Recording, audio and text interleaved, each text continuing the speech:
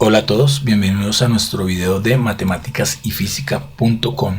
Hoy vamos a ver lo que tiene que ver con triángulos. Es simplemente una información básica, pero definamos qué es un triángulo. Un triángulo es una figura geométrica plana cerrada formada por tres lados, tres ángulos y tres vértices. Además, los vértices de un triángulo son los puntos donde se unen los lados. De acuerdo a eso, podemos decir que el triángulo es esta figura geométrica y contiene algunos elementos. Entre los elementos que tiene el triángulo están los lados. Los lados son cada una de estas líneas o segmentos que me forman el triángulo, ¿sí? Para su defecto tenemos tres lados. También tenemos los vértices. Los vértices vendrían a ser esos puntos de intersección de los lados. Tenemos el vértice 1, un vértice 2 y un vértice 3 de acuerdo a cada uno de los lados. Y también tenemos los ángulos. Los ángulos son las aberturas o espacio comprendido entre dos de estos segmentos. Dos de estas líneas que hacen parte de los lados, ¿cierto? Entonces aquí tenemos un ángulo 1, un ángulo 2 y un ángulo 3. Esos serían los elementos que tenemos de un triángulo. Ahora veamos cómo se clasifican estos triángulos. La clasificación de los triángulos la vamos a ver de acuerdo a dos características específicamente. En una, lo que tiene que ver con la longitud de los lados, que tenemos a los triángulos equiláteros, el isósceles y el escaleno, por un lado. Y de acuerdo a la medida de esos ángulos tenemos el triángulo acutángulo, el triángulo rectángulo y el triángulo obtusángulo.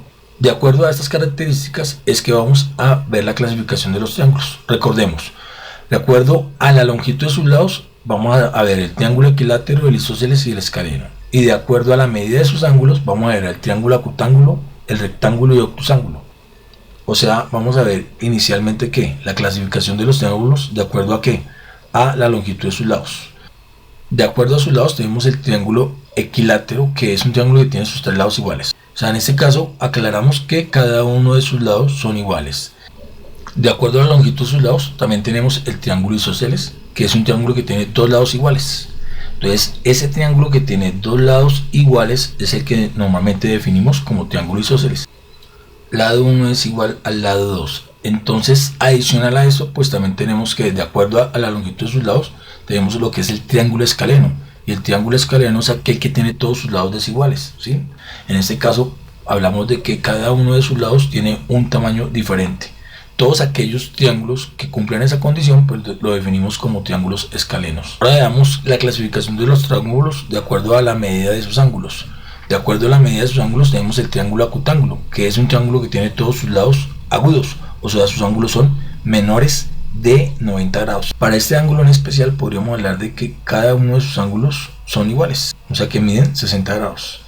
Y si esos ángulos miden 60 grados, la suma de sus ángulos internos es igual a 180 grados. Importante tener en cuenta esto. También tenemos de acuerdo a eso el triángulo rectángulo, que es un triángulo que tiene un ángulo de 90 grados. Normalmente este tipo de triángulos tienen el ángulo de 90 grados y por lo general la letra con que se representa ese ángulo de 90 grados es o una letra griega o una letra mayúscula, que por lo general corresponde a la letra C, que es lo que normalmente vemos en los libros. Más adelante veremos algunas cosas específicas de este triángulo, pero por ahora veamos que la suma también de los ángulos internos para cualquier triángulo suma 180 grados, ¿no? Aquí podemos observar cómo puedo yo escribir en letras mayúsculas o incluso en letras griegas la dimensión de los ángulos, ¿ok?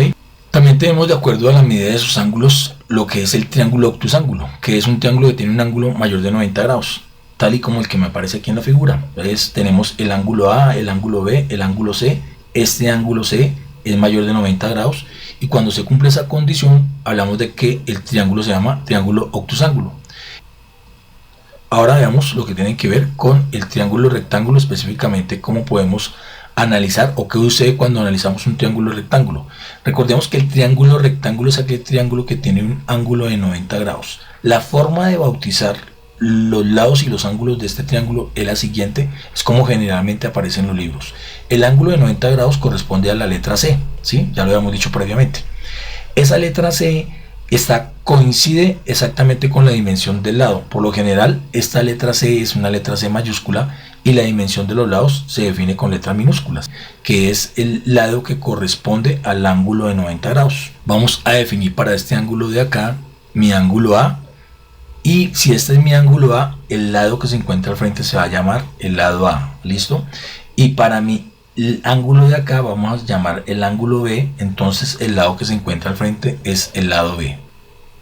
Entonces repasemos nuevamente lo que acabamos de decir. Normalmente en los triángulos rectángulos específicamente, o cualquier triángulo, por lo general el mayor ángulo lo definen con el ángulo C. Siendo este un triángulo rectángulo, el ángulo C me representa el ángulo de 90 grados.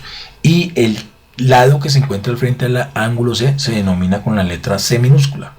Bautizar los otros ángulos, si estamos hablando de letras, nos refiere a que si este es mi ángulo A, el lado que está al frente va a ser mi lado A, y si este es mi ángulo B, el lado que se encuentra al frente va a ser el lado B. Tengamos en cuenta que normalmente las letras mayúsculas me permiten bautizar ángulos y las letras minúsculas me permiten bautizar los lados.